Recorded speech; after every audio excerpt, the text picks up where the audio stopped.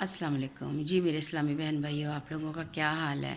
अल्लाह ताला आपको खुश रखे। जैसे कि कुर्बानी आने वाली है, हर शख्स ये परेशान है कि हमने कुर्बानी में कौन सा जानवर देना है, या हम लोग कितने लाख का जानवर लेके आएंगे, हमारी सोसाइटी में किस तरह से इज़्ज़त बढ़ेगी। नहीं, आप लोगों ने कुर्बानी का जब इरादा करना है तो आपने दिल में ये सोचना है कि ये कुर्बानी मैंने सुन्नत नबवी पूरी करने के लिए अदा करनी है और अल्लाह इसको कबूल व मंजूर फरमाए।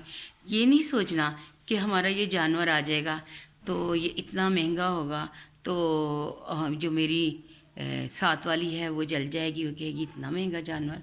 तो ऐसे नहीं, हम लोगों ने नीयत ये रखनी है। आप सब लोग समझदार हैं लेकिन हम लोग भूल जाते हैं। तो आप लोगों ने दूसरों को भी इस बात की ताकीद करनी है और उनको ये बात याद करवानी है कि हमने कुर्बानी देनी है तो सिर्फ़ सुन्नत नबवी पूरी करने के लिए। हम लोगों ने ये नहीं सोचना कि जी हमारा हमसाया क्या कहेगा, या हमारी जो साथ वाली खाला हैं, या मेरी नंद है, या उसके ससुराल वालों में हमारी इज़्ज़त बढ़ेगी। नहीं, हमारी इज़्ज़त बढ़नी चाहिए सिर्फ़ अल्लाह के हजूर।